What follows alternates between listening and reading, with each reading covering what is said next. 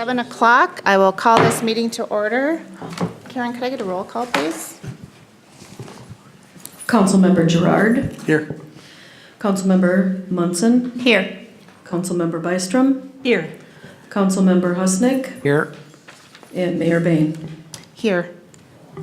Ask all those that are able, please rise and join us for the Pledge of Allegiance.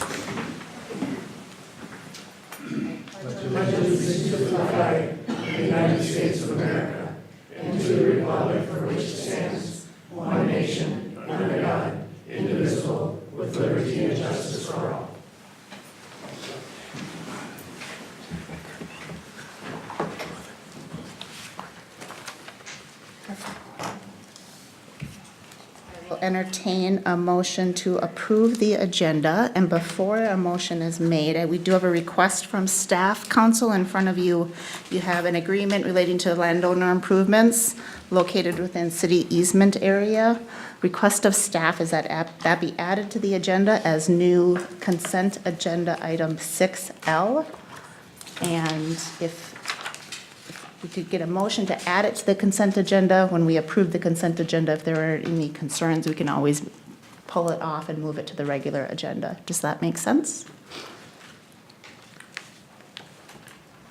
So at this time, I'm looking for a motion to approve an amended agenda, adding item 6L to the consent agenda. Madam Mayor, I make a motion that we approve the agenda adding the 6L, this agreement relating to landowner improvements. I'll second. A motion and a second. All those in favor signal by saying aye. Aye. Oppose? Motion carries. First item on our agenda is open forum. We do not have a public hearing this evening, and so if there is anything that anybody would like to talk about, now is your time. Is there anybody signed up for open forum tonight? We ask comments be limited to 3 minutes. This is your time to provide council with feedback on anything on your mind.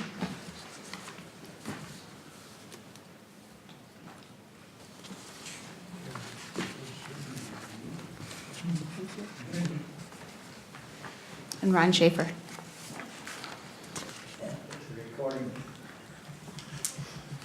Ron Schaefer, Forest Lake. The other day in the paper, I suppose you all saw that they ranked the cleanest lakes, and I didn't see Forest Lake in there. I don't know where they stand, but I'd like to know. Seeing as that Clear Lake got $14,000 grant from the county and $14,000 grant from you guys, I hope people understand there is no Santa Claus. A grant is your tax money just given to a different entity. And everybody in the county that gets a grant, you're paying into that too. So I would like to see a list of how Forest Lake is doing if we're pouring all this money, because I'm sure they're going to pour some more money into the city, into the lake, Forest Lake, besides the Clear Lake. So I'd like to understand a little bit more about it. The other thing is I'd like to know what happens to the money for the stormwater runoff. I haven't seen any effect in my area. And I'd like to know where the money goes, what they do, and who benefits from it. And if it's not me, I'm against it, of course. Thank you. Thank you. Okay, that is the end of our open forum this evening. Council members, I will entertain a motion to approve the consent agenda or any changes that would like to be made. Mayor Bain, I'd like to pull items E, F, G, and H, please. And with that, I make a motion to approve items A through D and I through L. I'll second. Motion and a second. All those in favor signal by saying aye. Aye. Oppose? Abstain? Consent agenda items cleared. Next item is consent agenda items. Do you want to do these all together? Yes, I would just like to, H. go ahead, is that okay? I'd just like to take an opportunity to publicly acknowledge some wonderful contributions we received from the Forest Lake Lions Club, $20,000 for Jaws for Life, $3,000 for Arts in the Park, and $600 contribution for the Parks, Trails, and Lakes Commission's Spring Fling. And I'd also like to publicly acknowledge Huff and Miller Real Estate Group for their $100 donation for the Spring Fling as well. I'd also like to request consideration that moving forward, we pull donations from the consent agenda and have them be a standalone item on our agenda so that we can always take an opportunity to publicly acknowledge them without having to pull them from the consent agenda. So with that, I'd make a motion to approve consent agenda items E, F, G, and H. There's a motion and a second. Any discussion? I would just echo Councilmember Bystrom's thoughts on thanks, especially to the Lions Club. It's a generous council meeting from the Lions Club tonight. Much appreciated your investments in our community, and I agree it's nice to do these in person. So let's pull those onto the regular agenda in the future. And all those in favor signal by saying aye. Aye. Aye. Oppose? Abstain? Motion carries. First item on our regular agenda this evening is 7A, the first quarter financial report. Patrick, are you? I guess, before you, first quarter financial report, as you notice, there's really only one thing I'd like to point out. I had a question before the meeting about the property taxes, since they don't reflect in the report. We will be getting those in mid to late June for the first payment, and the second payment's in July, so no panic should be thought about that we're not going to get those funds, but that's the important part. Other than that, the budget seems to be on target. There doesn't seem to be any deficiencies. And the finance director couldn't be here today to present, so if you have questions, I'll be happy to answer it, or if you need to follow up, we can do that. Any items of question or follow-up for Patrick? Just the property tax one, but he answered that. Yeah. I had and my packet wasn't loaded here and it's still loading, so bear with me for just a second. Sure. The area of fees actually, maybe a point of clarification first before I ask my question. The budget numbers are a straight line per month. We don't do any seasonal budgeting. No, we do not. to it. It's So a straight line. It's the annual budget straight line. Right, which then would, you can't always tell how the performance is because, for example, let's take snow plowing and salting, for example, is seasonal and it won't always reflect in the summer. You may see a real low amount, but then November and December hits, and so no, we do not do seasonal budgeting at this point. In the future, it would be a nice, I appreciate the year has to be done Sure. based on accounting principles, and that's regulated. But it'd be nice to see some seasonality in the budget numbers by month, at least for the quarterlies, for the big items, to recognize differences like property taxes. And also, it shows up in fees. That was where my question was. Fees look to be down, but my guess is the answer is it's seasonality because we're just. Right, I would assume, and without looking deeply into the number, a lot of those fees reflect building permits and things like that, and this report's only through March. Right. And so I would assume that those have caught up fairly quickly. And I agree, once we have a finance director on board and things, I would hope that some of these will also have an explanation behind some of the variances on these items. Most of the time, they're very easy to explain, pretty straightforward. It's just, like you said, it's seasonal or some kind of a, processes when we get things and when we don't. Right. I would echo the idea that I would like to see some more frequent updates on this. I mean, I'm a little concerned that this is a Q1 report and we're almost, at the end of quarter two. I expressed that myself, so, Yeah. yes. So,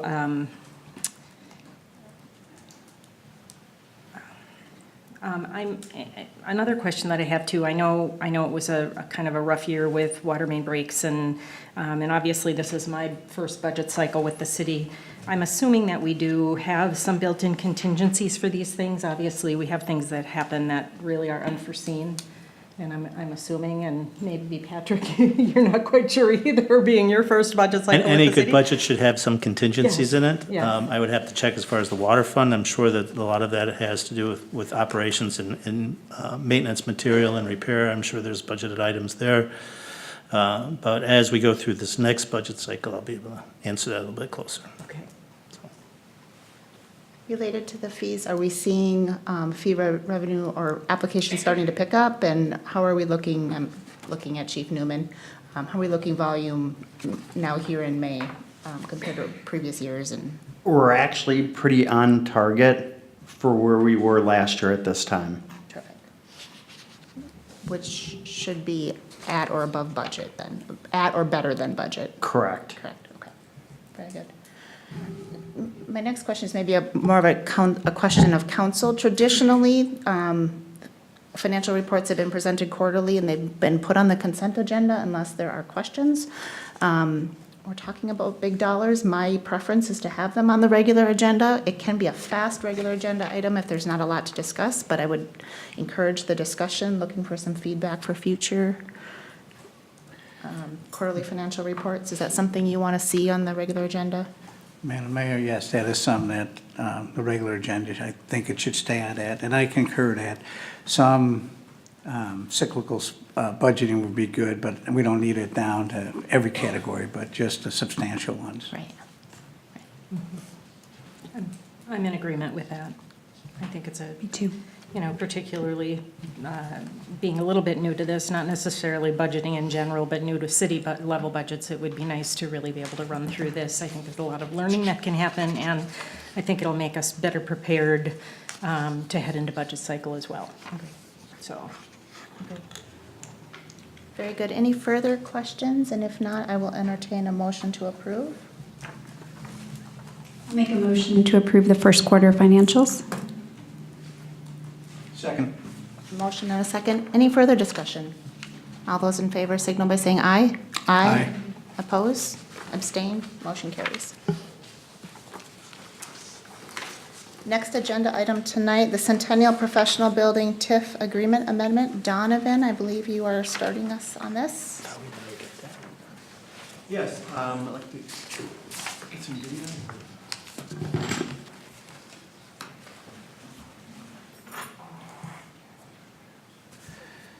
I'd like to present the Centennial TIF District Agreement Amendment. This, we commonly know this as the, what's shown here by these formerly, the old sewing machine building, and if you're old enough, this would be the Sinclair gas station, I believe.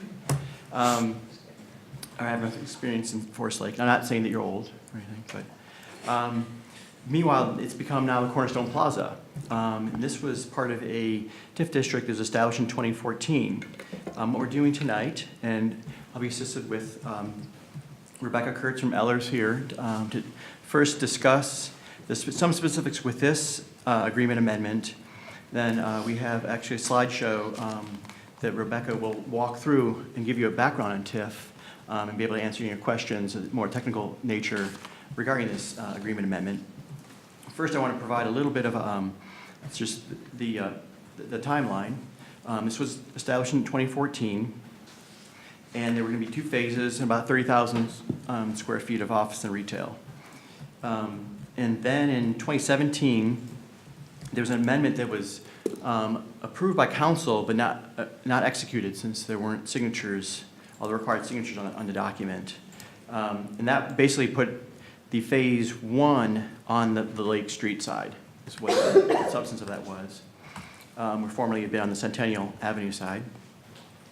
And then in fall of 2018, we identified some issues with the TIF agreement and began discussions with Ellers and Jenny Bolton from Kennedy and Graven, who actually did draft this agreement amendment, and also Bridget, our city attorney, also identified issues. And so, working through that, we've now do have an agreement amendment, and coming upon a July 23rd, 2019 deadline to actually pull this together and identify the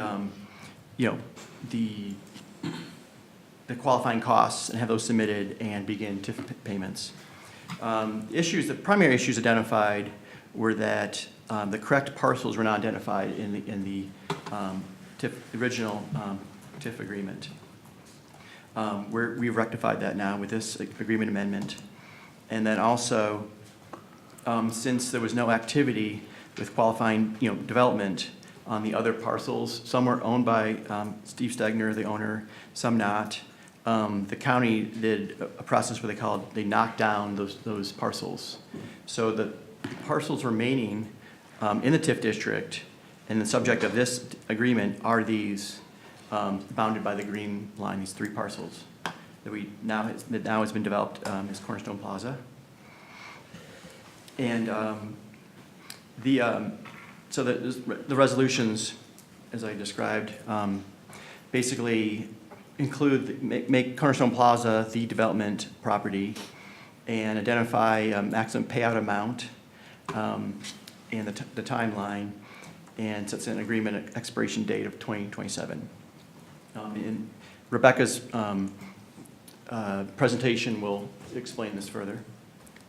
And basically what these qualifying development costs are relate to different site work. And anything from this list can be submitted as part of qualifying costs that then becomes a part of the TIF payout over until 2027, over the duration of the TIF district.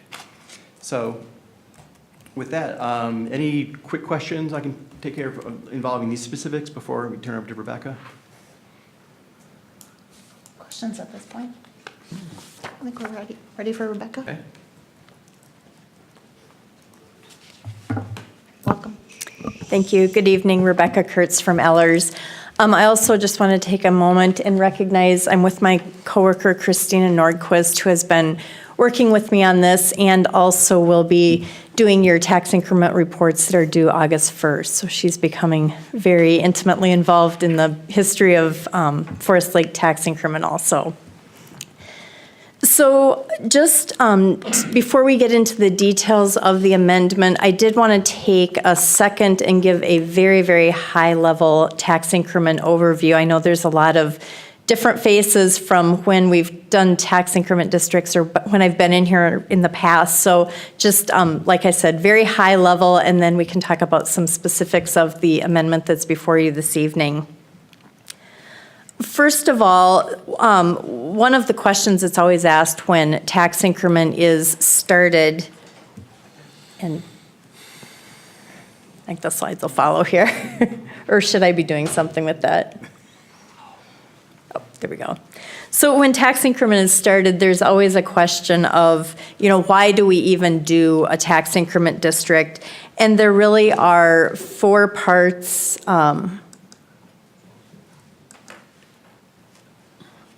Should I control it or do you?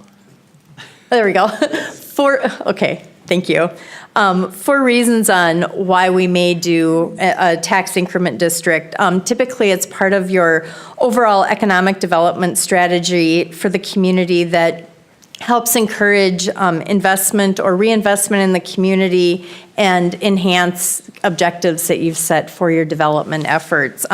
These goals may include creating or retaining jobs. They may include redevelopment, cleaning up blighted or contaminated sites, or constructing affordable housing is another reason why tax increment may be used.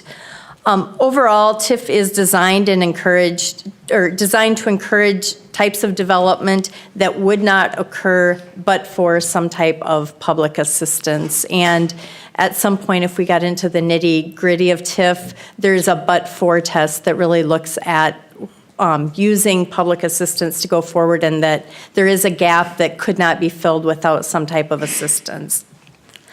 Typically, those gaps are created by underwriting requirements that the developer may see. In the case of the project being considered this evening, it is extraordinary costs that are due to redevelopment, so the expense of demolishing buildings, acquiring a site that may already have buildings on it that need to be taken down, cleaning up sites, those additional costs make a project more expensive than if it were completed or built on raw land on the edge of a community.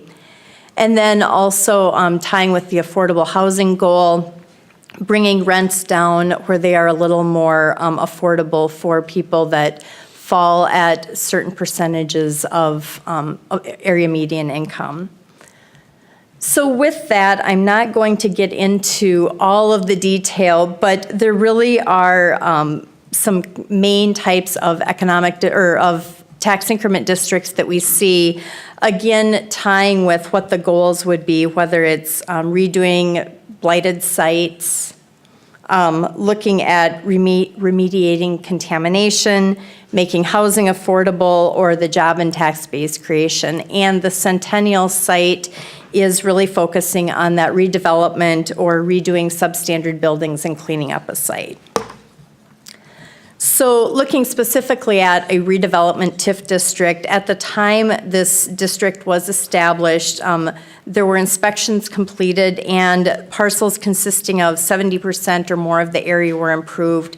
So again, with redevelopment, it's looking at cleaning up something that already has improvements. There needs to be substandard buildings, streets, some type of man-made material on it that considers the site as improved. In addition, more than 50% of the buildings that were in that entire TIF district were deemed substandard according to the requirements or qualifications for a redevelopment TIF district. And as one other side note, 90% of the tax increment that is generated in that district needs to be spent on redevelopment efforts. So with the redevelopment tax increment district, it's focusing on redevelopment and making sure that a majority of that tax increment is going toward cleaning up something that is causing a site to be considered substandard. So looking specifically at what is tax increment, it's defined by Minnesota statutes 469. I have the site there if you are curious and want some reading. But the working definition is really the ability to capture and use most of the increase in local property tax revenues from new development within specific parcels for a specific period of time that is ultimately dependent on the type of district, and then also the direction, or can be further limited by the direction of the council.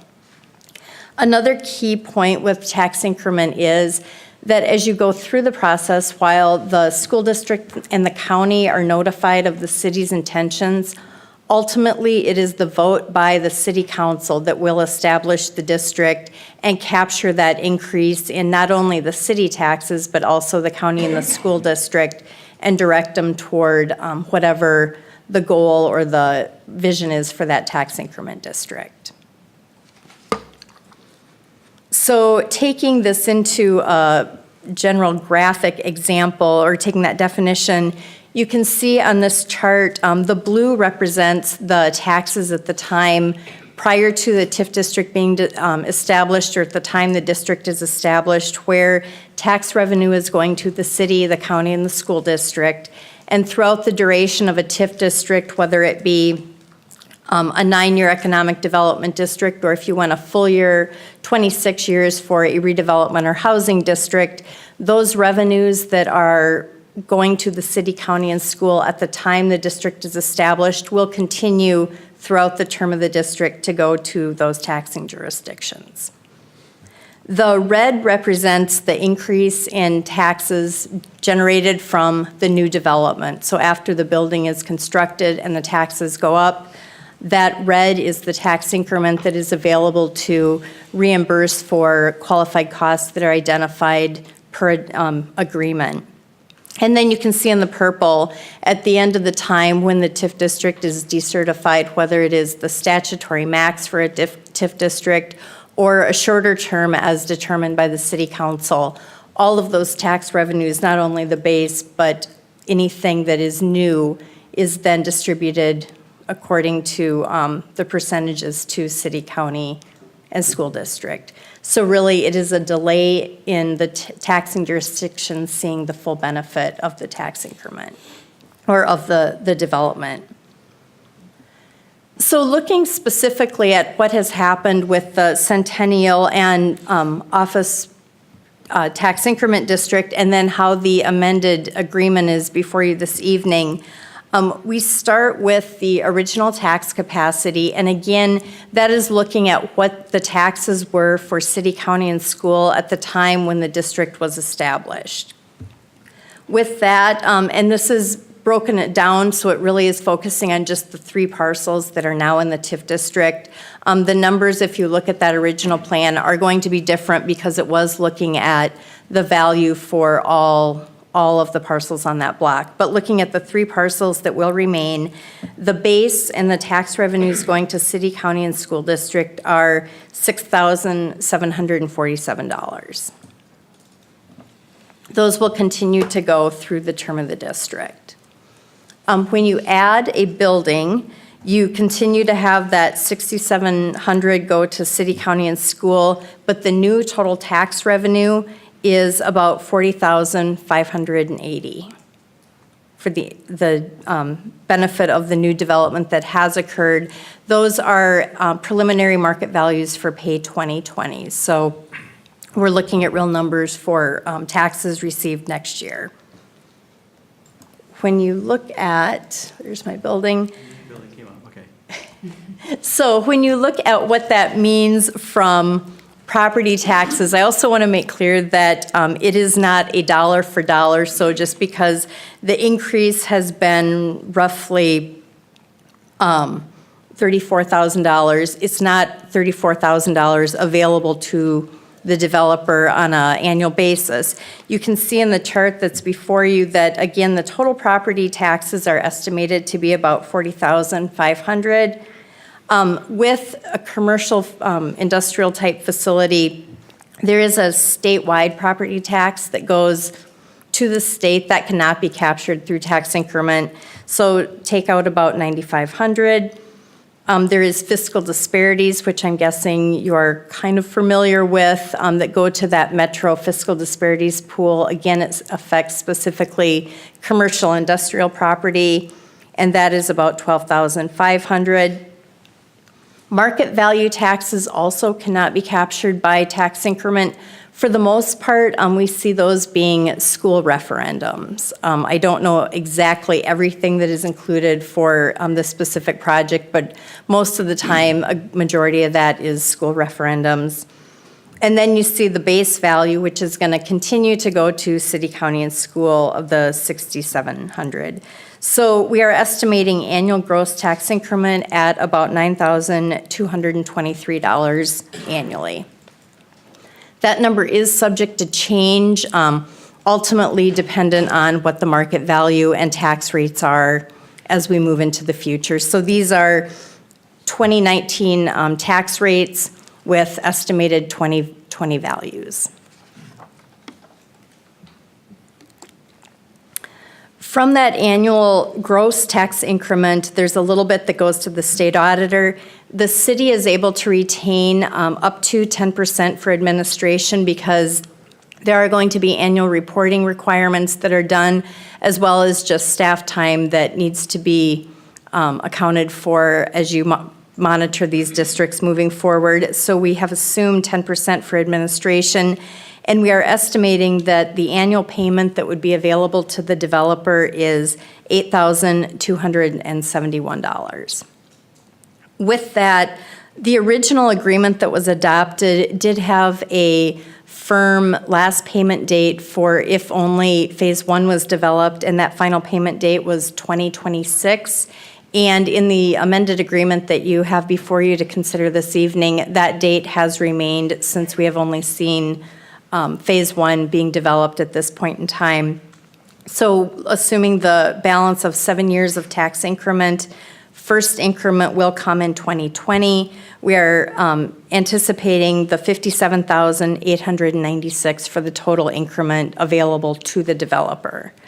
In the agreement that you have this evening, that is the maximum. So to the extent that the annual increment is higher than this estimated $8,271, that note could be paid off sooner than 2026 if there was something significant that changed in the way that taxes are calculated, or if the legislature changed the tax increment law between now and 2026 and decreased the benefit of tax increment and that number went down, the developer would be the one assuming the risk for that. The original agreement was a pay-as-you-go note. We have not changed that, so what that means is the developer paid for all of the costs up front, and then to the extent that the project is built, that, again, the amendment is agreed to on both parties, and that the developer provides documentation of the costs that were identified in the original agreement, then he will be paid back the percent of taxes up to the $57,896 or until December of 2026. So it really shifts all of the risk onto the developer. Finally, with that, Donovan did show the detailed list in the development agreement of what could be reimbursed through tax increment, or what we identify as qualified expenditures. And for a general rule, it's things at the ground level and below. So the demolition, the site improvements, some of the utility work, if there was any cleanup, those types of expenses. A couple other just general tax increment items I do want to point out is that, again, TIF is really only generated after the development is completed and adds the values. So to the extent that a development doesn't happen, that tax increment would not be generated. In addition, I want to just make public the clarification, because sometimes there is a question or concern that if a project is in a tax increment district, it doesn't pay taxes. The project will pay taxes. It will be assessed just like any other property in the community. There just is a portion of the taxes that are able to go back to reimburse for some of the qualified costs that were identified in the agreement. And then again, after the project is complete and paying taxes, we will issue that obligation or the pay-as-you-go note to reimburse the developer for those expenses. With that, I did not include this in the presentation, but Donovan mentioned that we are pushing up against the 4- and 5-year rule, and I know that the council has addressed this or been made aware of this in some previous information. But with that, the 4-year rule was last July, and really what that means is that if development or some type of activity does not happen on a parcel after 4 years of when the district is certified at the county level, then those parcels get knocked out or taken out of the district. And so that is the reason why several of the parcels came out of the district, and there really were the 3 where the development happened that remain in the district. The next deadline that we are being made aware of, or kind of our final deadline, is the 5-year rule deadline, which Donovan referenced, and that is July 23rd of this year. And by that date, then the developer will need to have the agreement signed and in place, or the amendment. The developer will need to provide documentation that those expenses for site improvements, utility, cleanup, those types of expenses were completed. After that documentation is received by the city and we have verified that there were $57,000 in costs that he did incur, then that note is issued and we've met that 5-year rule deadline, and payments will be paid semi-annually as taxes are paid. With that, I am happy to answer any questions that you may have. Real quick on your last comment about the 5-year rule. If everything is met, then everything proceeds. If it is not, then what happens? So the 5-year rule is really that drop dead date and again, this is a statutory requirement. So if we do not have a signed agreement and do not have documentation that those costs have been incurred so that that obligation can be issued, then we really have missed the deadline to be able to reimburse for any of the expenditures that were incurred. So I know that staff has been in conversations and communication with the developer to make sure everybody is aware of that deadline, but that July 23rd deadline is really that drop dead date that if we don't have everything neatly tied up and done, we've missed our opportunity to reimburse for expenses. All expenses, or is it just expenses incurred after that date? It, I can imagine there's like a settlement period for things to get wrapped up, right? Or, they will, or the developer will need to provide documentations of all expenses incurred prior to, and we will have to verify that those expenses have been incurred prior to the July 23rd. So with that, we really have set a deadline of June 10th for the goal to have that submittal by the developer. That gives time that we can review them, reconcile. If there are any questions, it gives a couple weeks that we can get those questions answered so that everything will be finalized prior to that July 23rd deadline. thank you. I have a quick question. Absolutely. So my question isn't specific about this property, but TIF in general. Who determines how long, like you had 2020 to 2026, who determines that? Minnesota statutes outline the maximum term, and that's based on the type of district. So an economic development district, if it qualified as an economic development, it's a maximum of 9 years. Redevelopment and housing districts have a maximum term of 26 years. At the time this district was established, we did the gap analysis or the but-for analysis, and under the information that was provided at that point in time, it was anticipated that the TIF for Phase 1 would be sufficient to pay off the anticipated obligation again at that time in 2026. So that's where that date came from, and that was a decision by the council to put a limit on that. Thank you. Other questions of Ms. Kurz? I just want to be absolutely clear. We're just talking about the area that's with the green border on it, right? Correct. Okay. Because I know that, I just wanted to clarify that in my own mind here, so thank you. I have a follow-up question related to that. So, I didn't realize until I read through the packet that I know previous council had approved an amendment, but that amendment didn't actually take effect. Is that correct? That's correct. And that's one that was something, Bridget asked the question last fall, as she's ahead of all of us usually, and we didn't really understand it as fully, like, as a big concern, and I just happened to be going through some documents on Karen's desk and found the original agreement with city signatures, but not Mr. Stegner's signatures, and it was not recorded. So we realized that actually was not a valid agreement. Okay. Which is a surprise, but fortunately, we're doing all this to actually correct everything, and so it was simply a stumble, but this will, assuming that Mr. Stegner submits all the qualifying costs in time, we will be able to, the city can fulfill its obligation initially, established in 2014.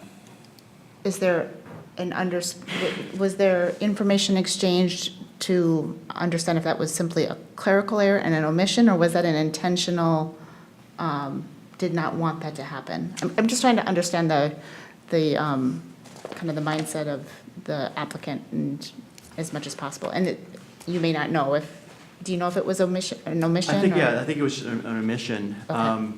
And, the proof that it was an omission is that, the main piece of that, the main amendment was that the first phase be located on Lake Street, Right. in which obviously that happened, so I think. And there's been communications in the meantime of the full intent that is an active TIF district. Correct. Okay. That's helpful clarification. And so by default, I shouldn't say by default, based on this new agreement, this is the new agreement that then will change the borders of that TIF district and eliminate the other properties? Yes. Okay. Yeah, formally. However, the county did send us a notification that they were taking those out because it did not meet the 4-year deadline for. Because it's already for having hit that development activity limitation. Yeah. related Right. to TIF district, Right. so. Okay. It went from, I think it's 8 parcels to 3. So by rule of law, that's already taken place. This amendment just recognizes the new district. Okay. That was kind of my question last meeting. We talked about this, whether it's because 2 or 3 different owners there too, and I didn't understand how one TIF district could cover all that, you know what I mean? So I'm glad this is being worked out. I really am.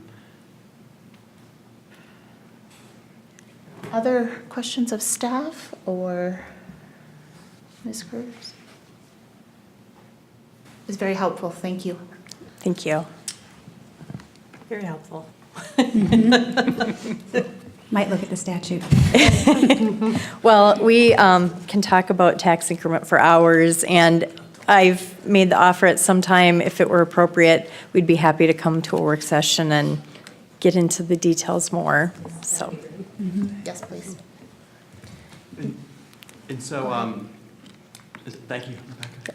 And so, staff is requesting consideration and recommends adoption of resolution number 0528-1905 to formally approve and authorize the execution of a First Amendment to the Development Agreement for this, the tax increment, Centennial Professional Building Tax Increment Financing District. I feel like we are in the final minutes of a project that's taken many years and has spanned, I think there's been probably 3 or 4 different councils that have worked on this particular project. Yep. We are close to the end. This is the agreement that kind of brings it across the finish line. And so, Well, with that, Madam Mayor, I'd Absolutely. make a motion that we adopt resolution number 05-28-19-05, resolution approving and authorizing the execution of a First Amendment to the Development Agreement. I'll second it. motion and a second. Any further discussion? The new building's looking great. This will be a nice one to have completed. It is. So we have a motion and a second, and all those in favor signal by saying aye. Aye. Oppose, abstain, and motion carries. Thank you.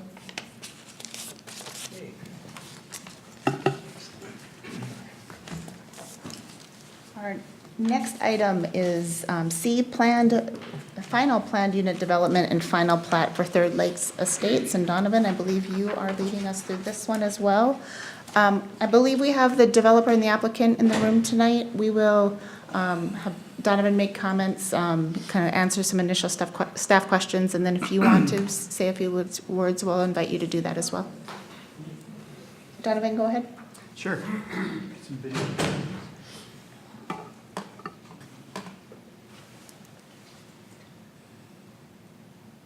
Why? What am I doing?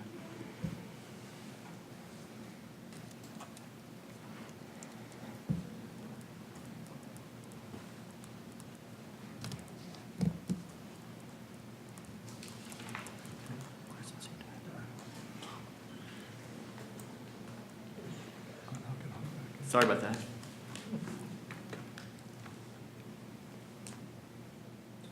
Okay, I'd like to present for council consideration, the final PUD,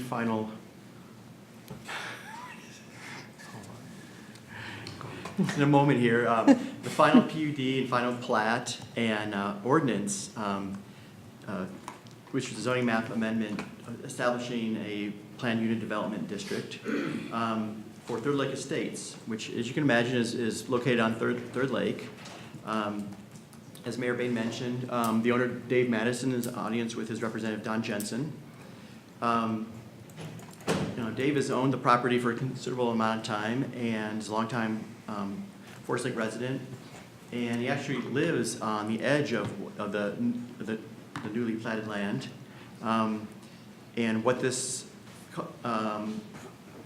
major subdivision will do would be to create 10 new lots adjacent to his property and be served by a single cul-de-sac coming off of 224th Street. It came before council last June and received its preliminary plat approval. Since then, the only significant change that's occurred has been that the city preferred to have only one stormwater pond on the property, and there was some more negotiation and even a site visit with the watershed district, which allowed them to inject some flexibility. So on this And it's actually so new that we don't have the, still have material that relates to what it used to be. And what's shown here is a stormwater pipe that would lead to a stormwater pond. This is not part of the final project. So this is what was removed to create the final plat shown here. Let me give you a little location here. So, this being 97, this being just kind of the entrance of Third Lake. The project site is, as I mentioned, Mr. Madison's home here on this lot, as well as this lot behind. I think it's about 16.5 acre site. And a big feature of this is wetlands on the north side there, as well as a pretty steep slope leading to the wetlands. So all the proposed subdivision is on the high ground, and you can see here the single cul-de-sac. The PUD part of it, the flexibility that the developer is requesting is to have a 50-foot right-of-way, which city staff approves of, since there is not a sidewalk here proposed. And commonly, we don't require those on cul-de-sacs of this length. And so that you're able to fit the standard city road, built to engineering standards within that 50-foot right-of-way. And of course, there's drainage utility easements also on that frontage. It will be built to city standards, as I mentioned, asphalt. 224th Street will be improved with what's known as a shape and paved project. So that will not be paved, but it will be improved. So that you have a finer, a better roadway within the existing width of the road. There was some consideration with the Plan Commission discussion was the adequacy of Irish Avenue here and Inman to accommodate more traffic. But right now, it's, the city is somewhat tied as far as requiring any improvements of that. But as there were 10 homes proposed here, we'll have to see in the future on what sort of improvements would be needed. As we can see with there is also no streetlights proposed for this. It's some of a rural neighborhood. It's in a single-family zoning district. And the lot sizes range from 4 lots that are on the 22,000 square foot range, which is a little bit below the 25,000 square foot, which is roughly half acre size, required by the single-family zoning district. So that's the PUD flexibility that's sought by the developer. And right now, the stormwater pond is planned to be located on this lot 4 with adequate, access points for the city to do maintenance, because on major subdivisions, stormwater ponds are built and stormwater facilities are built and then publicly dedicated for long-term city maintenance. So there is storm sewer on here, curb and gutter with pipes leading to this stormwater pond. And with that, I'm happy to take any questions from City Council. Questions of council to staff? I have a quick question on, you mentioned it will not be paved, but then you said shape and pave. Remind me, what is that? What does that result in? Ryan or Donovan? So the applicant will actually have to go down that roadway to connect to the existing sewer stub. So they'll have significant excavation in 224th and then turn 90 into the development. To the edge of their west plat, the developer will improve that roadway. Not to a typical city standard section, but it'll be greatly improved what's out there today. And it will be blacktopped with 4 inches of bituminous. It is blacktop. And is all 224th blacktop or only the portion in front of the development? Nope. Just the It will portion be just adjacent improved to the edge of their plat Yeah. for direction that was given from staff. Donovan, can you show us kind of what remains of the gravel portion? Here to here would be this shape and pave with, but then the cul-de-sac itself would, it will be built to city standards, this, off of 224th. Right. So Inman and that left side of 224th, from the way direction I'm looking at it, will remain the gravel, correct? Correct, so here, all the way here, then, and then also up to this point. And is Irish paved today? Paved in poor condition? There's probably some paving that's happened along the way, Eh, but not, this It's is. gravel. This is something we, I think we need to have some more, some more discussions around requiring these sort of improvements, that where there's a need created by the new project to require, the upgrade of city infrastructure, that'll serve that new project. I struggle on this one because I fully understand that the developer is only required for their portion of the road, and I get that, and there's been some recent case law that strongly supports that. But the rest of Irish and 224th is in fairly poor shape, is my understanding, and so it's not so much a project consideration. I guess I would just urge council that we may want to take some action on the remaining roadway, not just because of this project, but because we've got a host of roads in poor condition that need some improvement. Do we have either of these sections absent this project on? Is there a timeline that's been identified for any of it? My question. I remember the neighborhood meetings on this project, and we talked about the difficulty of the school bus getting around the corner at Irish, and again, we're a little off topic. This isn't necessarily this project's consideration, but it does highlight a trouble spot, so. I was on the planning commission when the roads came up, and Irish, we were informed, was technically paved. It's not a very good answer.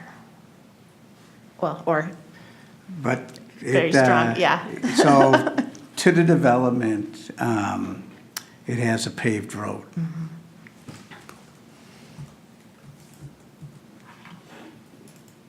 I don't want to hold this, so actually pause before I go on to that comment. So what does that mean for street maintenance? That you are grading up until that point, and then you lift up the grader, and then you continue on? And does that mean, so that's summer maintenance. Winter maintenance, is plowing any different, or what does plowing mean with this? Plowing on gravels is a lot different than plowing on blacktop, so Is it different equipment? it's just different. Once the ground is frozen, it's pretty close, but in the spring and the fall, you usually don't even plow the gravel sections because you're just gonna end up throwing the road into the ditch. Your blade will just dig into the gravel and Do we have other segments of the city where we have this type of a situation? we have infield court, which is out in the Summerfield development, which is half paved, half gravel, and then Imperial, Yeah. which is gravel and then turns to blacktop. 9th Avenue, that's right. And how much section are we talking about of unpaved or paved in poor condition? What's the mileage area we're talking about? Well, if you look at just, say, the, from North Shore Trail, that's about 218, then to this project, edge of project. So, let's say 400 feet. 330 some feet up to the project edge. And then, that's a total of about 450 for that shape and pave area.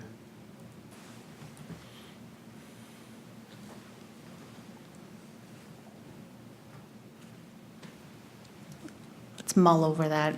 I think we have developers joined us. Welcome. Indeed.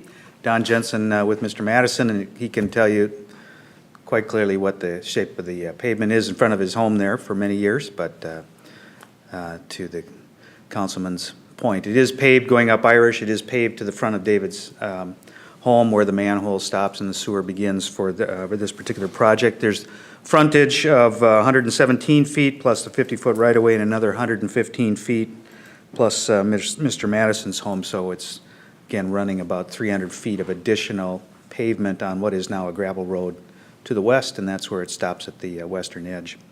As a brief update, the Watershed District did approve of the amendment with the support of your staff to them that the pipes and ponds that are on the west side of the project were able to be omitted once they got on site and were able to look at the topography. You have one of those exhibits in your packet tonight, and there's a colored exhibit where we were able to choose to dedicate a woodland canopy buffer easement, if you will. So very similar to the wetland buffer, but that's what will occur on the western portion of the property, overlaid on top of the drainage and utility easements that the city engineer has reviewed and looked at.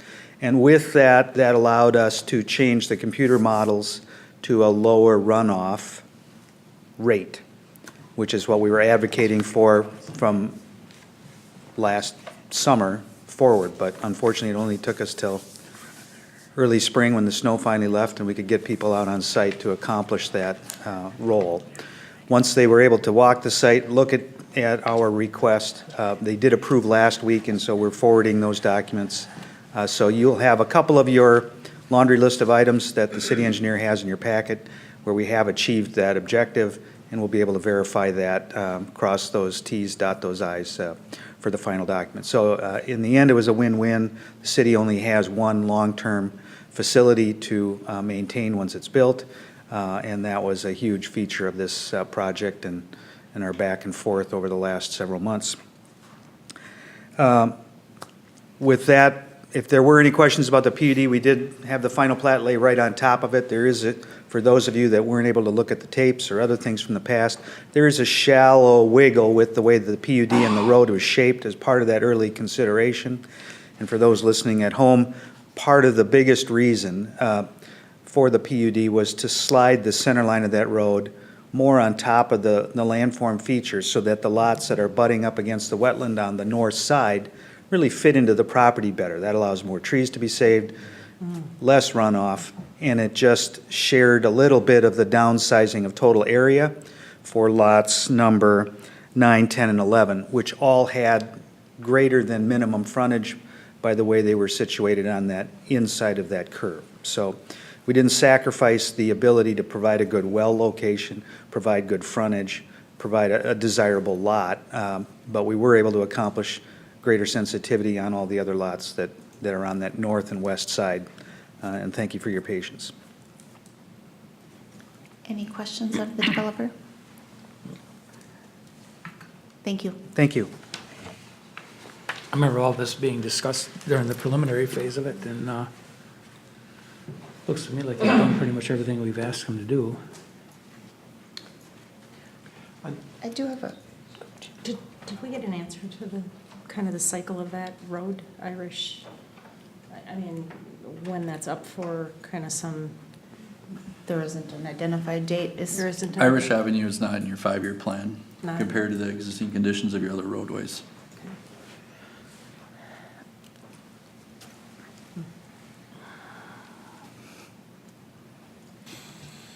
And a good example would be Everton and Enfield off of 190th. If you've been down in that area, there's 2 developments down there that are all blacktopped in.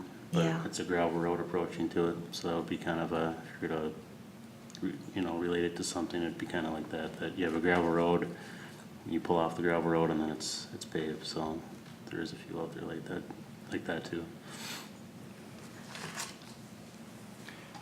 If I could interject, including your packets are 3 resolutions that, for council consideration, that relate to the plat approval, which is 06, the PUD approval, 06, 07 is a plat approval, and ordinance 689 amends the zoning map to include planning and development for this project site.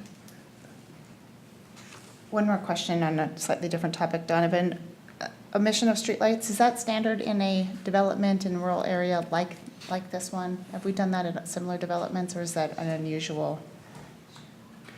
We haven't, it's not required in the zoning code. There are standards for if you do put lights in, where the location, the type, Right. and everything.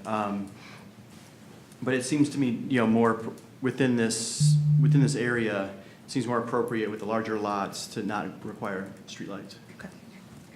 Thank you. Any other questions, discussion items?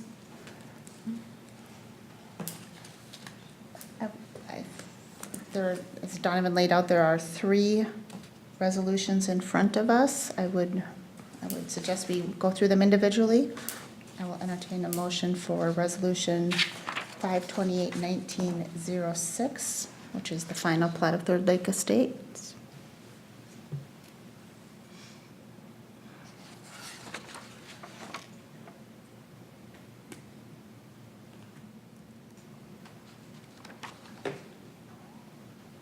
Or if there's further discussion, we're not ready to make a resolution, we can do that as well. Madam Mayor, I'd make a motion to approve resolution number 05-28-19-06, a resolution approving a final plat of Third Lake Estate. There's a motion, is there a second? Oh, go ahead. I'll second it. We have a second. Discussion. So I won't, I'm going to support this tonight. I am not entirely comfortable with the answer that we have for the impacted streets, but I appreciate that that is a existing condition even without this additional development. And yes, 10 more homes is going to exaggerate that problem, but I guess my pitch to the development team is we don't have a timeline on when that can be fixed. And I'd love to say, yes, it's on our 5-year plan, but you just heard tonight, it's not currently on our 5-year plan. That plan's being reevaluated, but when you look at all of the streets and all of our conditions, and, impacted, volumes of traffic, I can't predict where this is gonna rank in that updated plan. And so, proceed with that information. I don't like the existing condition, but also don't wanna stand in the way of what otherwise is a great development in my mind, so. With that, all those in favor signal by saying aye. Aye. Oppose? Abstain? Motion carries. And our next resolution is 528-1907, which is on page 156 of your packet. Madam Mayor, I'd make a motion to approve resolution number 05-28-19-07, a resolution approving final plan for PUD for the Third Lake Estates Planned Unit Development. There's a motion, is there a second? Second it. Motion and a second. Any discussion? All those in favor signal by saying aye. Aye. Oppose? Abstain? And motion carries. And next item is, here we go. The resolution 08, which if someone could give me a page number, that would be much appreciated. It's an ordinance. Oh, it's the ordinance 689. Correct. Thank you. On page 159 of your packet. And the ordinance is updating the zoning according to allow for the development. Madam Mayor, I'd make a motion to approve ordinance number 689, an ordinance amending the City of Forest Lake zoning map, rezoning property located within the plat of Third Lake Estates from single-family residential district to planned unit development, but single-family residential district underlying zoning. Second. A motion and a second. Any discussion? All those in favor signal by saying aye. Aye. Oppose? Abstain? Motion carries. Good luck with your project. Thank you.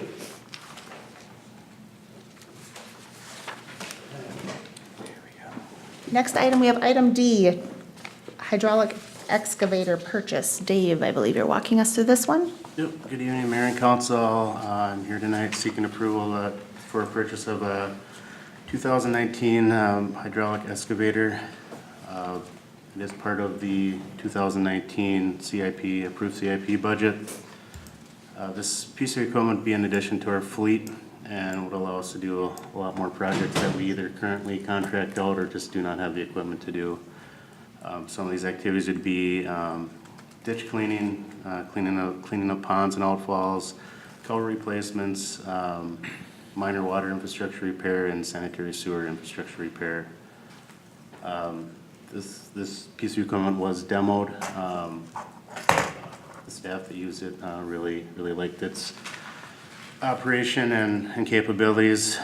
To the earlier open forum, this would be partially paid for with stormwater utility funding to do replace culverts and clean ponds and clear ditches. We actually are replacing a culvert on Julian Court, and they're about a block away from Ron's house that collapsed. So it's been located up, and this would be probably the first project that we would use this piece of equipment for.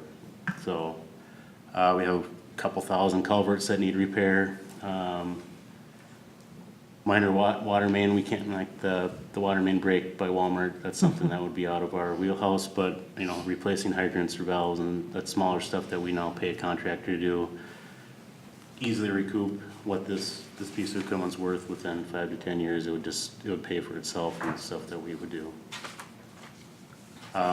It's under state bid, so it's competitive bid, and final price would be $122,163, or about $9,500 under budget. So I'm here tonight seeking approval, and if you have any other questions, I'd be happy to answer them. So I think my main question was, how is this work being done currently? You know, so it sounds like it's being contracted out for the most part? Yep, some of it's contracted and some we just haven't done yet. A lot of the stormwater ponds and those kind of cleanings, that's part of our MS4 permit that we're kind of just getting into. As you know, last year we did that pond inspection of all the ponds. And now we have a pretty good list of places that we can go to do it. And this kind of excavator can kind of walk through houses, you know, in between houses and get back into these places where we don't have equipment that can get back there. That stuff we would end up contracting out, but with this equipment, we'd be able to get back there and do that kind of work too. Okay. And what did you say your anticipated payback period would be of replacing? I would say as early as 5 years and for surely within 10. I mean, a normal dig is, you know, if you contract out, is between $2,500 and $5,000 each time. So I mean, 20 digs, you'd get up to 100 grand pretty quick. So I mean, we have 15 culverts on our list right now that are failed. So I mean, within this year, if we get them all done, you've bought back 50,000 of it already. And staff to operate? That's part of Fits that, within. the stormwater, that one that we're currently soliciting for, that was kind of to be the sweeper operator and then a stormwater person. So this would kind of fall in their wheelhouse. It might not be that exact person, but that person would free up somebody else to run this machine to do that work, so. Other questions of Dave? If not, I'll entertain a motion. What's the reach on that machine I was looking for here? It's 30. I believe it's 21 or 22 feet. What, it must be an extend-a-hole? Is that what it is? It's a long boom, you have a long stick, so. Okay.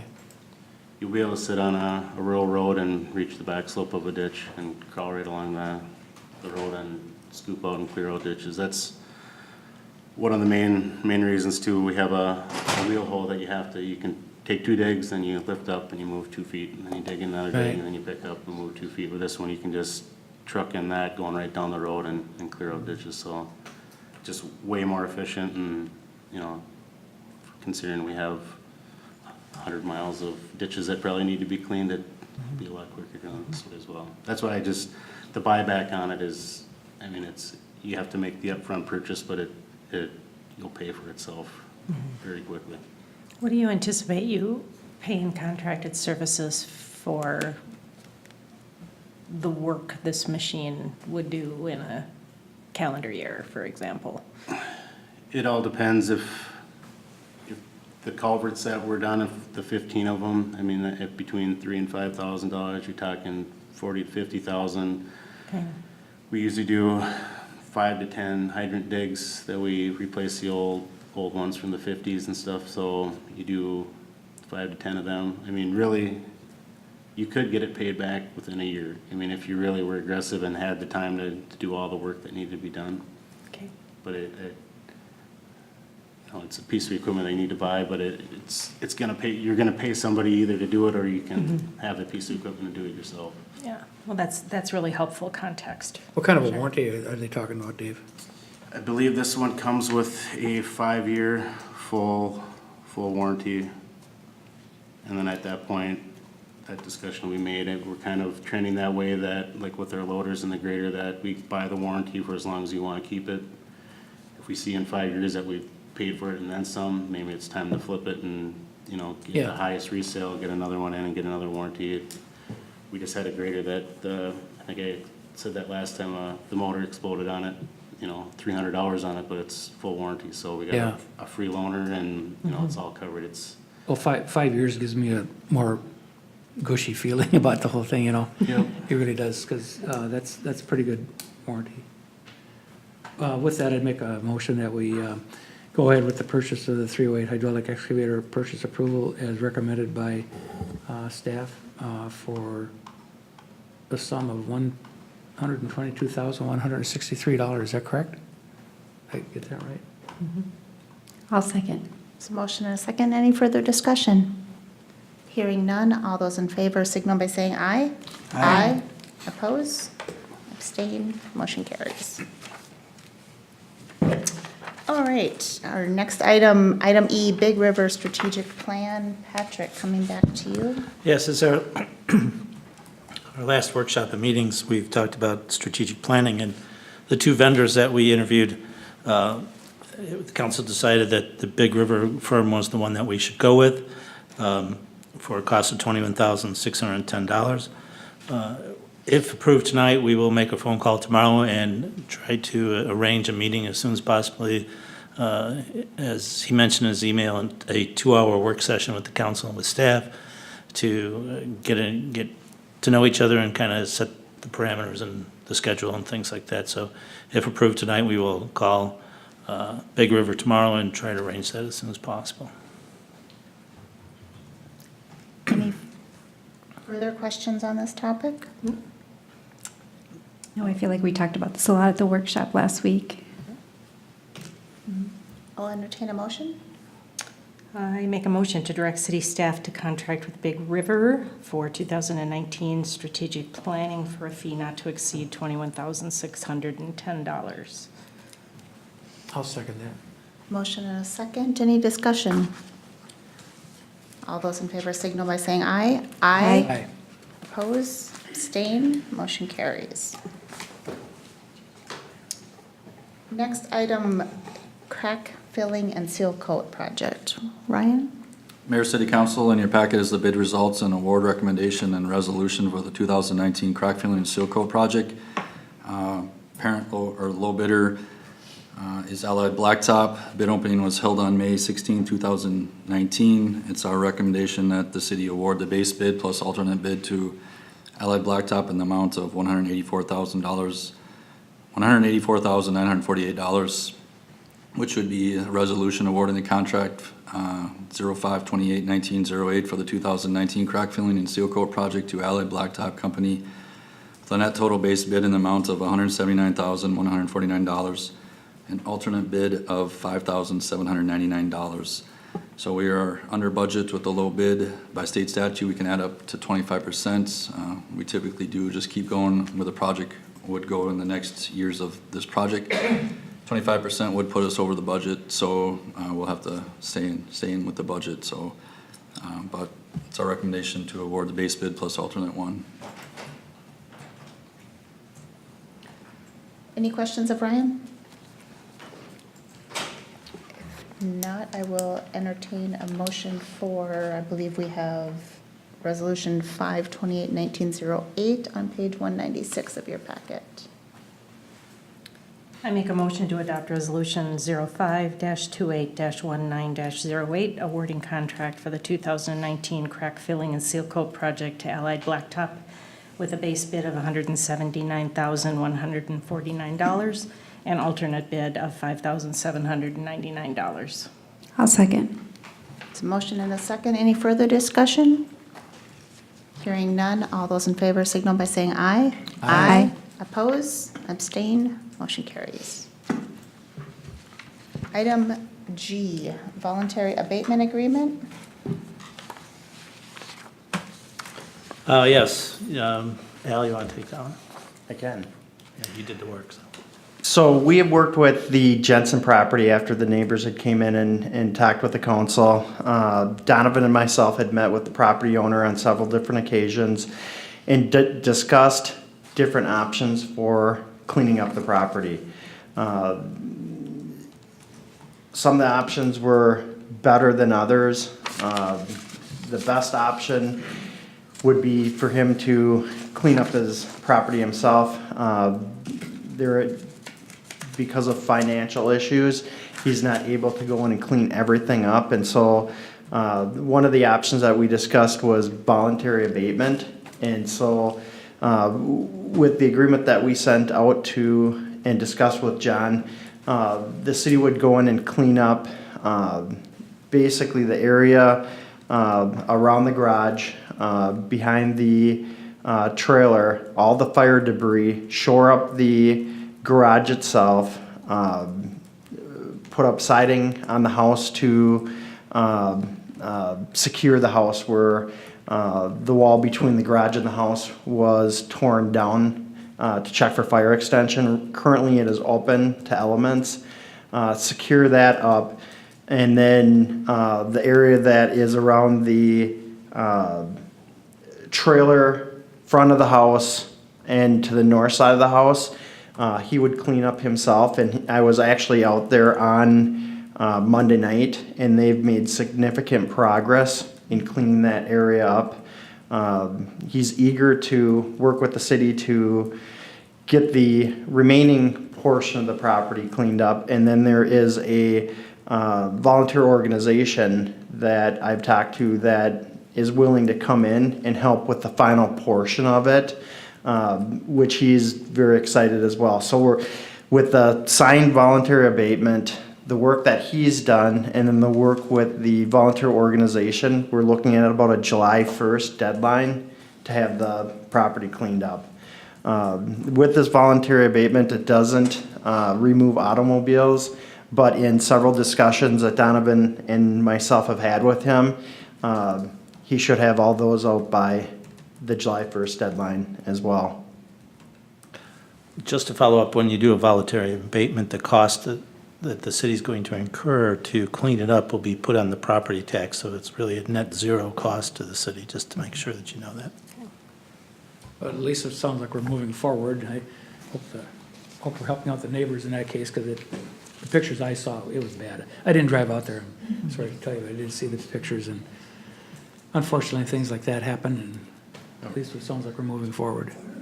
Thank you, Al, for working with the homeowner as well and taking the time and the patience to help instead of just.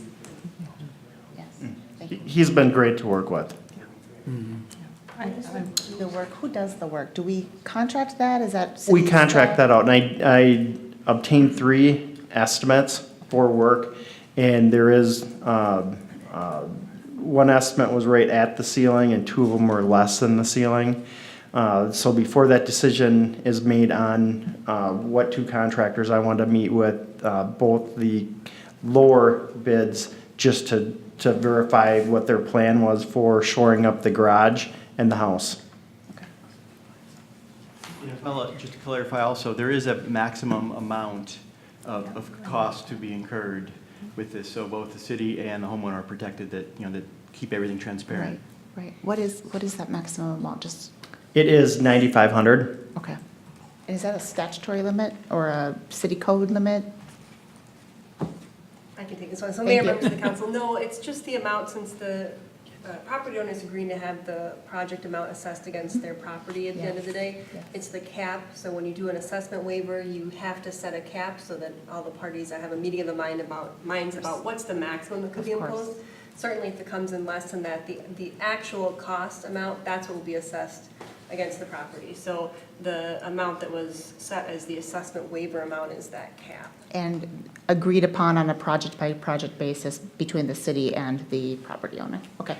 Yes, and we sat down for about 2 hours with the property owner on Friday and went through the agreement, paragraph by paragraph, to make sure there was an understanding of what the costs were, what was actually gonna be done, and, agreement was signed. He's excited to get it cleaned up. Very good. Any other questions? I just want to echo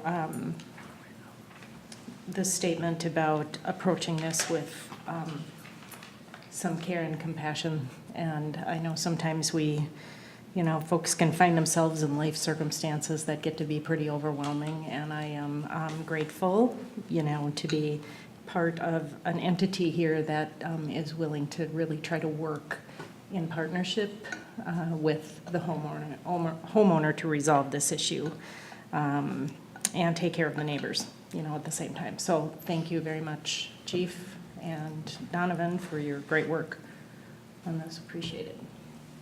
Great. Any other questions? If not, I will entertain a motion.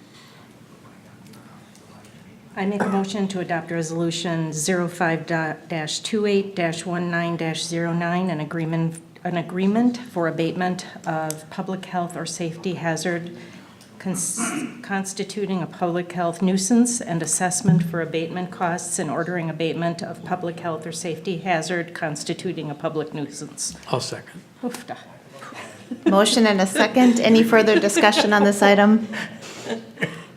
Just quick note, thank you both for working so hard on this. Thanks, Al. All those in favor signal by saying aye. Aye. Oppose, abstain, motion carries. Next item on our agenda is H, Headwaters Place Development Agreement, Consent to Assignment. Donovan, I believe you're walking through this, and council members, this is, you have this as the second stapled item in your packet. And because this is a late entry to the packet, can you maybe just walk through in a little more detail than what you might otherwise, the materials? Certainly. So Headwaters Place is a 26 townhome development located across from the transit center. So here on Fitzgerald, north of the YMCA, adjacent to the airport. You can see, showing our aerial already shows the platted area.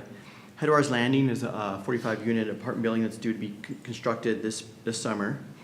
And this road has already been constructed approximately to this area. This was all approved by the city, the preliminary, the plat, and it also involved a lot line adjustment, comprehensive plan amendment, a zoning map amendment, and include also a land swap for the city to gain this area. The park, it was owned by the owner of both parcels.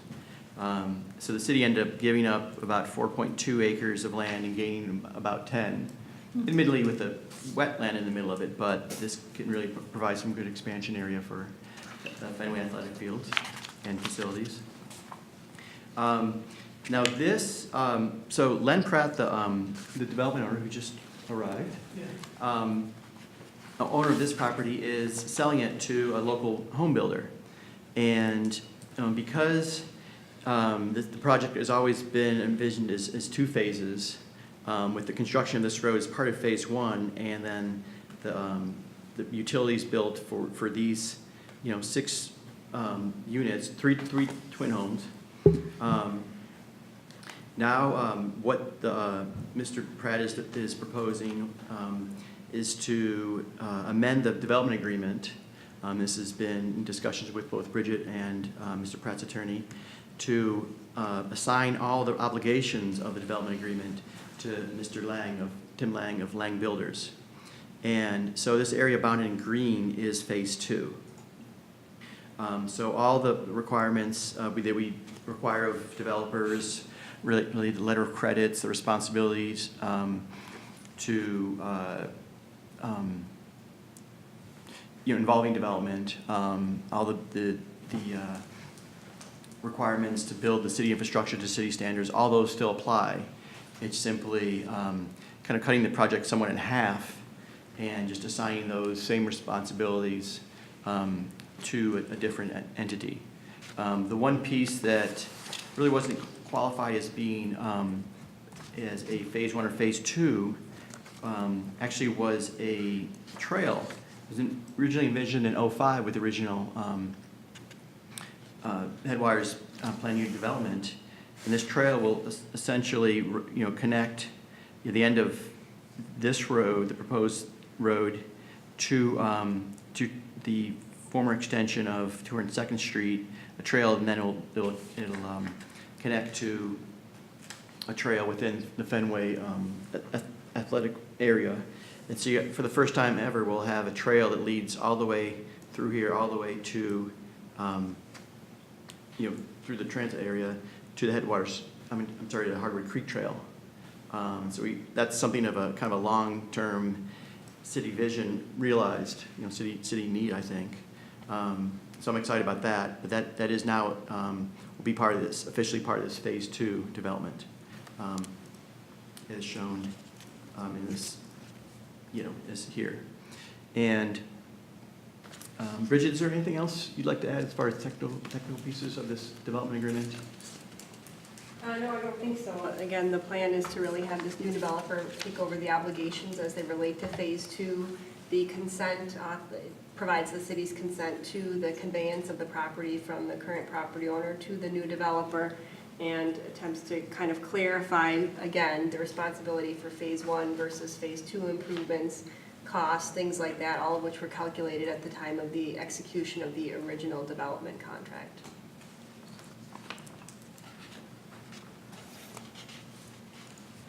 It's just that the trail ends up going back through that wooded area that belongs to the city, is that correct? Correct. Yeah. It was approved as part of the final plat approval.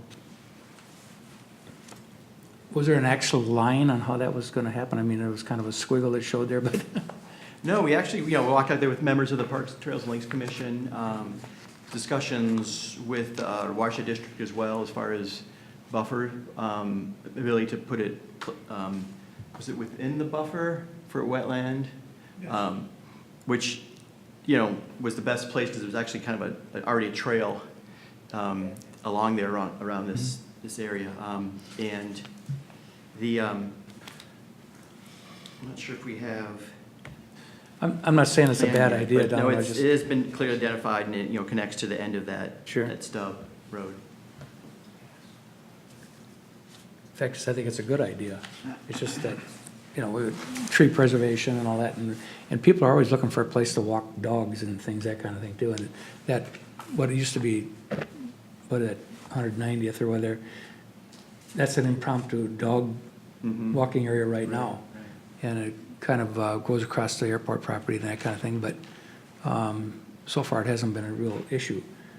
But to get to the, to the athletic area, I think it's a good idea. The biggest problem I can see with it is if somebody wants to come in here and use that trail from this development end, is where do you park? Can we put a parking Parking's area? allowed in city streets. There was a bit of discussion around that, but really the only thing it would involve would be more removal of trees, I suppose. on city land essentially. And we saw that is not real alternative. And, I think basically we're going to encourage people to park at the transit center with, Okay. where there's ample parking, and then, walk through here to reach the trails. Really, in the end, I think that's what the city will encourage people to do.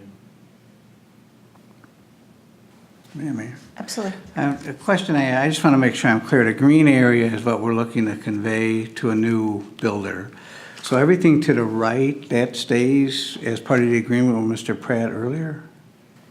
That's a Yes, separate. and we're still in the midst of that project, doing city inspections, haven't signed off on that. Ryan, would you like to speak to that one? So remaining work on Phase 1 includes construction of the bituminous trail on the east side of the road there, but we can't do that until the Headwaters Landing apartment complex site is done with their grading and removing the amount of dirt that's going to Phase 2. And then the workhorse paving, which we wouldn't allow anyways until some building gets done and restoration and record plan. So we still hold all the financial sureties that we have in place. I just look at it as two separate projects now. Thank you. Thank you. Any further questions? There isn't a resolution for this one. We are just approving the consent to assignment, correct? I will entertain a motion to approve. I move to approve the consent to assignment of development contract and amendment of development contract. Second. Any further discussion? Hearing none, all those in favor signal by saying aye. Aye. Oppose, abstain, motion carries.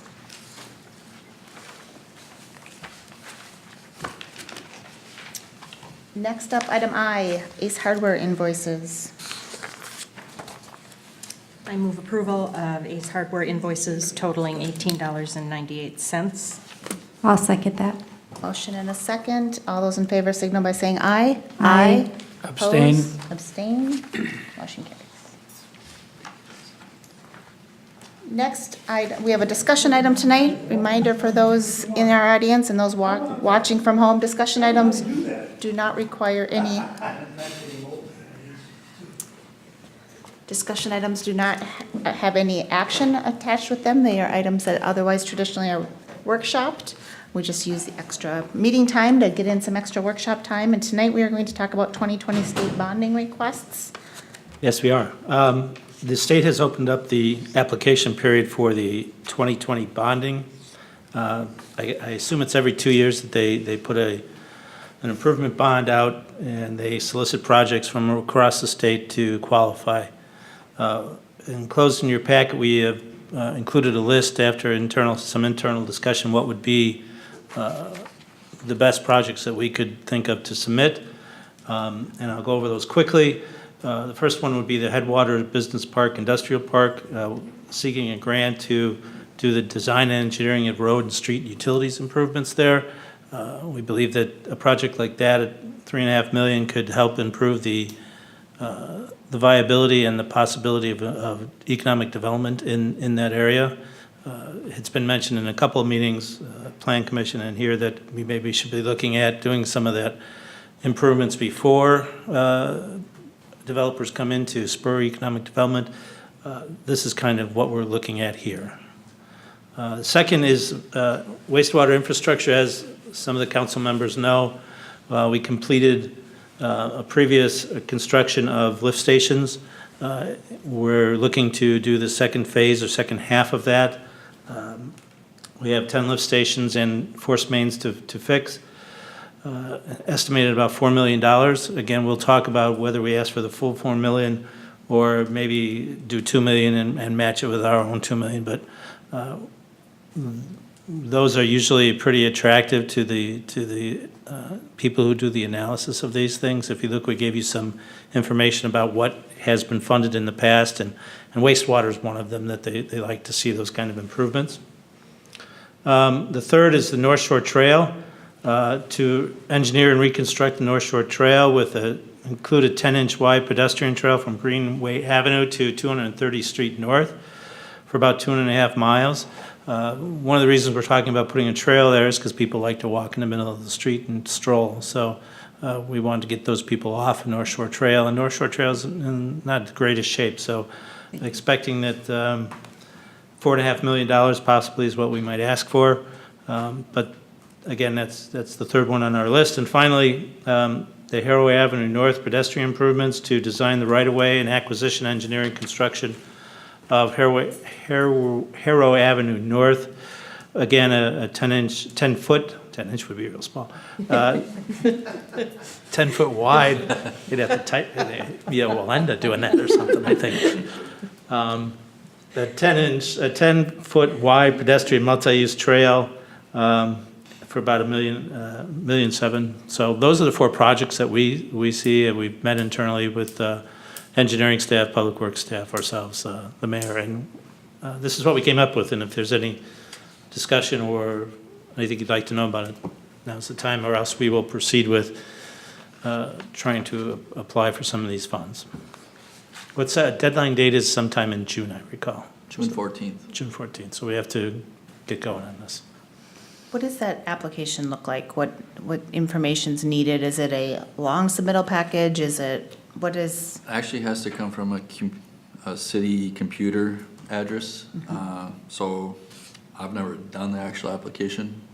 What I did is, after some projects were determined and I had all the bills from the previous year of the wards, I kind of mimicked some of the language that was in the short bill, which you see on your screen here tonight, just to give you a flavor of what was in there. And then what we could then use to meet with Representative Epner and Senator Housley and kind of go from there. But then obviously we would add probably some more info in the write-up itself. But pretty straightforward. Thank you. But we just wanted to be proactive on this bonding cycle and get stuff out there early for discussion and. Get your foot in the door. Right. Because and some of you that weren't there, I guess I should say this, it really takes somebody to champion this stuff. It needs to come from elected officials, but more importantly, your representatives need to be 100% on board for this stuff and support this at the Capitol. So whatever we need to do to get to there, here's our starting point. Yeah, we'll start the application process, but we need to meet with the two representatives and have them champion this at the state for us. I mean, without that, with that, I should say, you have a much better chance if they're vocal and pushing the Forest Lakes positions. And we probably want to be more involved with this process as we can, because the transportation legislation special session didn't result in anything changing with the transportation. No additional new money, no tax gas increase, no LRP funding, no small cities account, so it was not favorable. Right. It's really disappointing. As I look through this list, I like the variety of topics. There's a little bit of business development, economic development with the Headwaters Project, some stormwater, kind of bread and butter of what we do, but always need some assistance with, or could always use some assistance with. And to be clear, these are the remaining lift stations that were not part of the lift station bond and project that is just wrapping up. So these are what was remaining and outside of the scope of that project. And then North Shore Trail pedestrian improvements. This is a little bit of a 2-for-1 in my mind, in that pedestrian improvements along North Shore Trail is always a hot topic of conversation. There's some transportation improvements around the overall quality of North Shore Trail, and also we know that trail access is high on a list of everybody from millennials to baby boomers. Everyone wants more and better trails, and it's a great way to feature our lake. So I like that for that component. And then, Harrow Avenue pedestrian improvements. I wish this went a little bit further and included intersection with 97. MnDOT's scoping that.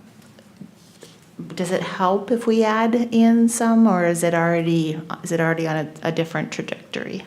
Well, MnDOT doesn't have that intersection funded, but they're scoping it. So Okay. I don't know an exact timeframe on this, as a lot of the resources have gone into North Shore Trail and Highway 97 for a 2020 actual project. Yes. But this would be nice to align up with them. So at the point, right now, we're not triggering a traffic control change. Thus, that means no signal would be installed or no roundabout. It would still be a two-way stop. But MnDOT's, looking at incorporating that left turn lane with the access closures that we've had the public meetings about further down 97. But then, if we did have this improvement done at the same time with them, then it just makes fitting a signal in the future easier. Not a roundabout, but a signal. But right now, that's my most dangerous intersection in your city. I try to drive stuff, just get a feel what it's like, even now when you're just crossing the through lane to do a left heading westward. Just think if you added a left turn, a through, and a right turn, and you got to get across that. So that's the stuff that I think about. Yep. So and obviously, we've heard from developers too. That's why some sales might not be good. That's just them saying that, but it's one of those things that's going to be on our radar as growth continues. So. And that said, Harrow Avenue any of the residents walking along Harrow Avenue, they do it. It's just incredibly But you just- narrow and The first option, dangerous. you have a lot of things moving in that direction right now. We do. Second thing, you can't support housing if you don't have sewer and, Right. you know, so it's like, can we take them all? Yeah, I live on Harrow, so I understand just how dangerous that is every day of my life, you know, trying to make that left-hand turn off of Highway 97. So I think and I witnessed, you know, numerous accidents in that area, many of which I think could be kind of mitigated by, you know, getting some folks kind of out of the way. So, yeah, it's nice to see that on the to-do list. So Other things that are missing, topics that are missing, or things that you feel like should come off and not worth coming on the list? This was a starting point, but certainly open to feedback. Do we have a prioritization on these? I mean, if it can't be, if we can't do it all, I mean, is there a thought around prioritizing? I thought the group kind of leaned towards the way they're presented. Okay. Trying to refresh my memory a little bit on that Goodview situation, Goodview in 97. But it's not on this list, of course, but I mean, was there something that they weren't considering, or what was the problem there again? The cost difference right now, and we've got a project that's gonna be built, and to incorporate a bridge at this point would be very difficult. So the other stuff, you got the time to develop and plan for. You know, that's if something is a game changer to put in, you guys have that. This is just what was brought about with staff after discussing and venting through projects and timeline that have allowed to work within. So regardless, the roundabout project, if you were to move forward with a grade separation, it would be a bridge. So whether you do that now or later, it's really gonna be the same thing. Yeah, well, it's just been such a high priority for a long time, especially since there was an issue there, and, And continued citizen communication. oh, yeah, on that it's, yeah. intersection. But it doesn't, you know, it's not gonna happen anytime soon, that's for sure. So having, I mean, maybe that should be one of the items that, so yes, recognizing the, you know, bond cycle is going to be too late for the initial construction, but if we're in a conversation of, you know, another project to build the bridge after, if that's our only option to get a pedestrian facility, it's kind of like the very important project that's on the bubble, right? Like, didn't get Safe Routes to Schools funding, wasn't able to be part of the MnDOT overall project, adjacent to a school, has had a terrible tragic death associated with it. It seems like there's a compelling case for it that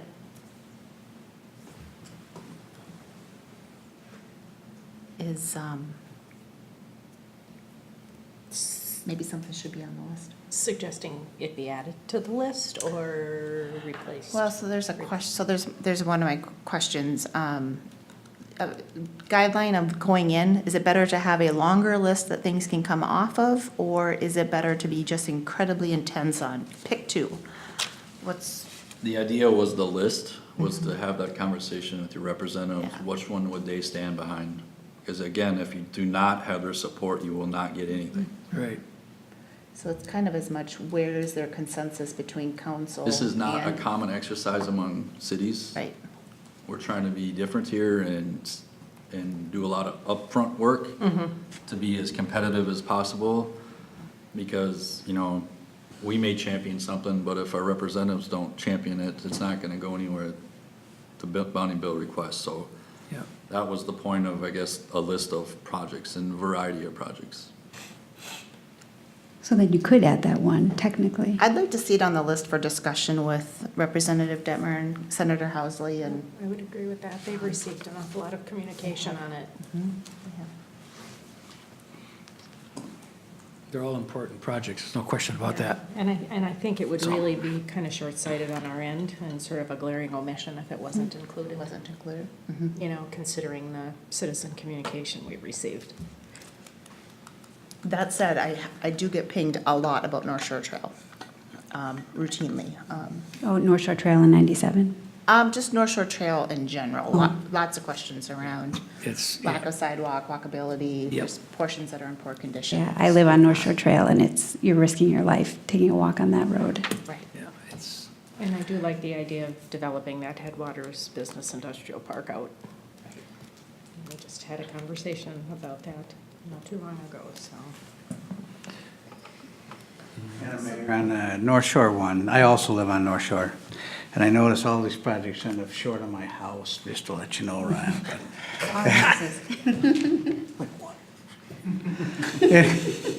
He doesn't even. Anyways, a point being, I believe the Park Commission moved the bike trail off of North Shore in their latest plan.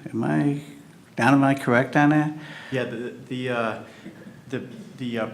trail plan that's been submitted as part of the comp plan, update, 2040 comp plan, has a significant portion of it off of North Shore Trail. Isn't the park closest to the city on North Shore Trail and then it diverts off? Park closest to the city? Yeah. Like, isn't it included in the plan that you could start biking from downtown, go up North Shore, and at some point it diverts off of North Shore? Correct, and even, you know, with the 20, as a 2040 vision, it has it circling and coming back on 97, then back through the neighborhoods, is the 2040 plan. Of And course. the trail plan that you're envisioning here, Ryan, actually, maybe I, would be from Greenway, where we lose sidewalk today, up to Cooling Camp, which would that be still in line with what's in the comp plan? I believe the comp plan trail update has a trail adjacent to the roadway from wherever you start in the city, all the way around, and at least to 235th. I'll bring that up. I'm gonna guess they probably turned down 235th and they would eventually enter the Cooling Camp Park area from the north with future development. Otherwise, you could come down North Shore Trail, stay on the north or east side of the road, and then follow with 230th straight into Cooling Camp and terminate there. But the logic of, you know, from that point on, heading eastward, you just couldn't fit a trail anywhere with the existing conditions, especially around like where Aqua used, the old Aqua restaurant, and then the bluff through there, and then as you got farther, you crossed a lot of wetlands too, so. So they did come down 235th.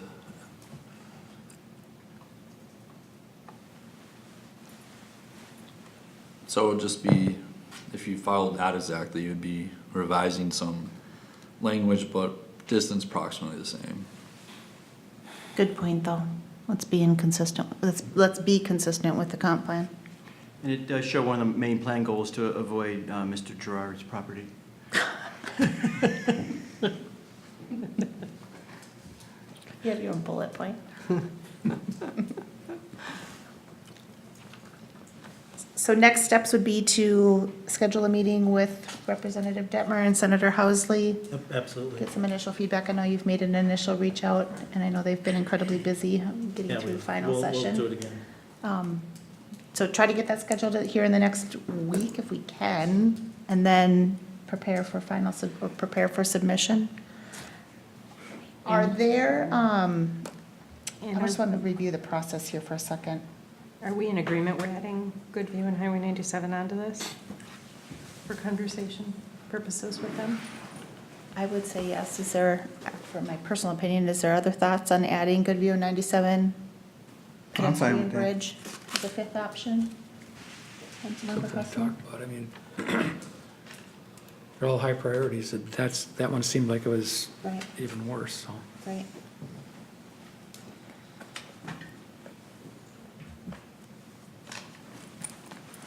So process would be add that, meet with representatives, and have something ready for submission by June 14th.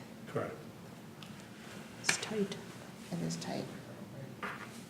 Ryan and I guess Patrick, what do you need from us? Anything further you need from us around guidance or refinement? No, the only thing I would need is if we have trouble arranging a meeting, that you may have a better sway than I might, so, I'll send a note as well. to both of the representatives. I know, you copied me on the original, so, I and you did. haven't heard anything from either? I have not. Okay. And I think as council members, if we can support that as well. Yeah, absolutely.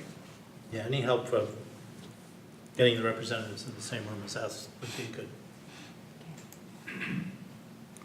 Can you forward to council the request that you had sent? Absolutely. Perfect, thank you. Anything else on this item? All right, good discussion. Staff updates, Donovan? Yeah, like, speaking of the comprehensive plan, we did get some feedback from the Met Council last week, and it's a series of comments, I think some constructive points we can make a more complete plan, more clarifications on items, and I can really only speak to the land use section, housing sections. There's sections related to utilities that I'm not sure how extensive those changes will be, but so that process is ongoing as far as submitting a complete plan to the Met Council. Otherwise, still meeting with potential proposers of large developments, small developments, and of course, continuing with enforcement. We have an intern now, started last week. We'll have him through the summer. Aaron Lucius is his name, and he comes from Iowa State. He's in the Twin Cities for the summer. And so I'm real thankful for that support.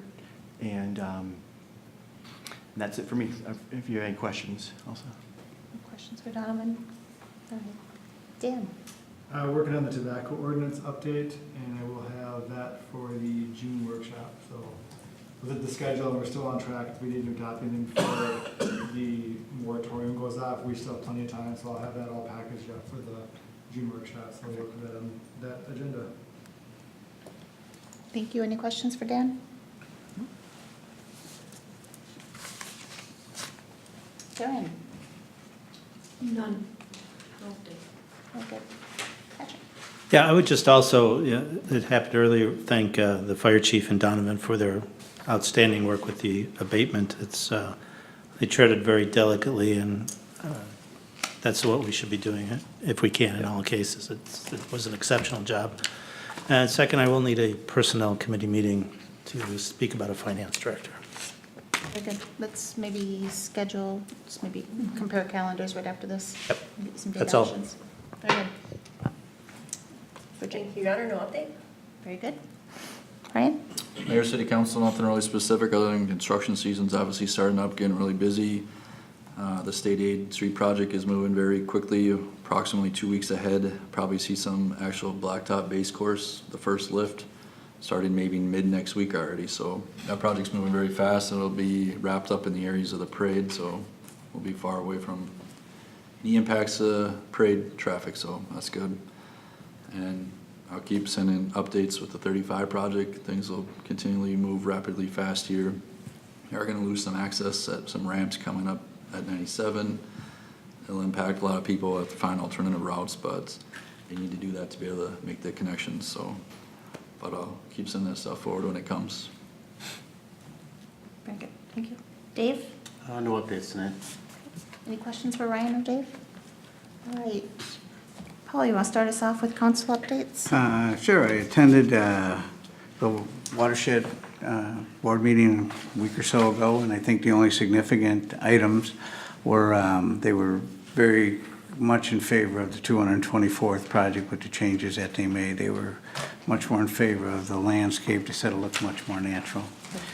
There was no planning commission meeting at the end of the month, so that's all I have. Very good. Kelly? So yesterday I attended the Memorial Day event here in Forest Lake, and it was my first time, and it was just a really neat event to attend and see how the community comes together. Having a child who wants to enter the military, it was kind of cool to see that. And then the only other thing is I have the Rush Line Task Force on Thursday. Very good. Kathy? Attended the Fenway Management Agreement meeting. It was a great planning session, and I think we came to a great resolution in handing off drafting of a preliminary agreement to city staff. So I think we're on track with that and feeling pretty good about it. Attended the Parks, Trails, and Lakes Commission meeting. They reviewed several design variations for Belts Park. And I just want to take an opportunity to again acknowledge their thorough and thoughtful consideration during this project as well as in their overall planning as we're heading into budget season. They really have some great leadership and great engagement on that commission. And then just recognizing a couple of citizen communications around the refuse and recycling contract. So. Sam? Thank you. The last school board meeting, which was a workshop meeting, other commitments, I just couldn't get there. And usually what they do is they have a couple workshops and then they have a short meeting. So sorry about that, I did not make that. But I did attend the Memorial Day service at the Legion that occurred on Memorial Day. And it was at the Legion because everybody knows of the rain that took place. And I got to give the guys a huge thank you for what they did, because we went out to one of the cemeteries. They went to several cemeteries, but the one we were at, they stood out there in that pouring rain to do their thing. And so the huge thank you goes out to Post 225 Legion and VFW 4210. And just shows really what the fabric of these, how ingrained, that's such a big part of the fabric of this city, and what they do for us and do for our veterans. And the city of Forest Lake has a pretty high concentration of veterans, and both dead and alive. And so just a huge thank you out there to you guys for, hope you're watching, for what you did. And I hope none of you caught pneumonia, because you sure deserved it, I'll tell you that. So thank you. That's all. Just before this meeting, we had an EDA meeting, a couple of exciting updates.